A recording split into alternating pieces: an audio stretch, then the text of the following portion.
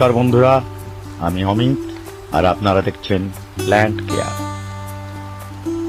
Plant care মানেই গাছের পরিচর্যা, সেটা আর বলার অপেক্ষা রাখে না। বর্ষাকাল নয়, তবুও বৃষ্টি হয়ে চলেছে। এখন বৃষ্টি পড়ছে, সেই আওয়াজও মনে হয় আপনারা পাচ্ছেন এখানে।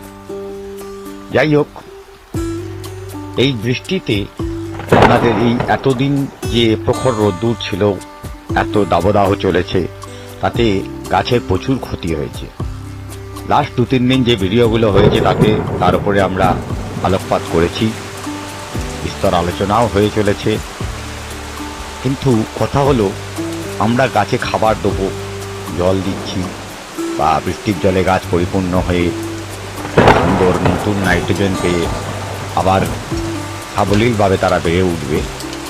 এর মাঝখানে এই যে পাক বর্ষাও বলতে পারেন, বা একটি গরমের একটি বিরতি, ঠিক সেইখানে আমাদের গাছের একটি ছোট্ট পরিচর্যা গাছকে আরো সুন্দর করে তুলতে পারে। বিশেষ করে আমাদের যে ফুল গাছগুলি রয়েছে, সেই ফুল গাছ ম্যাক্সিমাম গরমের সময় নয় পাতা ঝলসে গেছে, কুঁকড়ে গেছে, পুড়ে গেছে, এরকম ধরনের প্রবলেম ছোটখাটো সকলেরই দেখা দিয়েছে। এই কম বেশি প্রবলেমকে আপনারা এখন কিন্তু অনেকটা রিকভারি করে নিতে পারবেন। গাছে যেভাবে সার দিচ্ছেন দিন, সাথে করে গাছের একটু ছোটখাটো প্রুনিং, কখনোই বলবো না এটা হার্ড প্রুনিং করবেন, ছোটখাটো প্রুনিং বা পিঞ্চিং করে নেওয়ার প্রয়োজন আছে।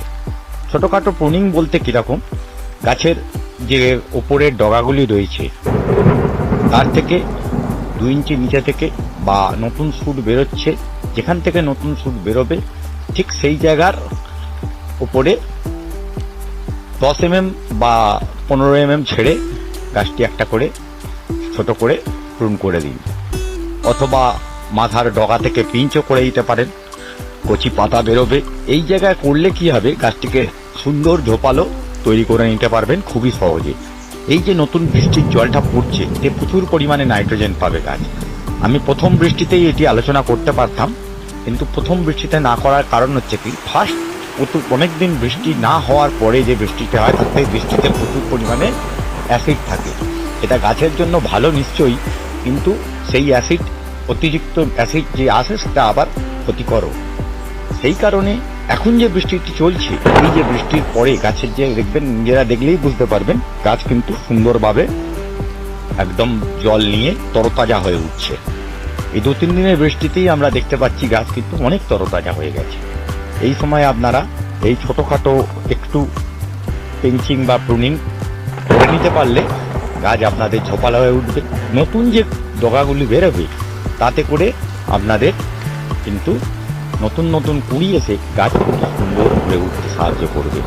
আর আরেকটি জিনিস একদম ভুলবেন না, গাছের এই যে পাতাগুলি আসবে, এই নতুন পাতায় আপনারা এর সঙ্গে একটু, যদি আপনাদের ম্যাগনেসিয়াম সালফেট বা এপসাম সল্ট আপনাদের কাছে থেকে থাকে, তাহলে লিটারে 2 গ্রাম করে দিয়ে গাছের গোড়ায় একটু দিন, আর গাছের পাতায় সকালের দিকে স্প্রে করে দিন। যখন রোদ্দুর বেশি উঠে যাবেন ওই সময় দেবেন না, সকালের দিকে স্প্রে করুন। মোটামুটি ঠান্ডা আবহাওয়া আছে, গাছ কিন্তু প্রচণ্ড তাড়াতাড়ি এটিকে ইনটেক করবে এবং ফুলে আপনার গাছ কিন্তু ভরে উঠবে। যদি ভালো লেগে থাকে ভিডিওটি, তাহলে আপনারা সাবস্ক্রাইব করে নিন, লাইক করে দিন, একটু সকলের মধ্যে, আপনার বন্ধু বান্ধবের মধ্যে শেয়ার করে দিলে তাহলে ভিডিওটি ছড়িয়ে পড়বে। এই আশা রেখে আজকের ভিডিও এখানেই শেষ করলাম। নমস্কার, সঙ্গে থাকুন, ভালো থাকুন।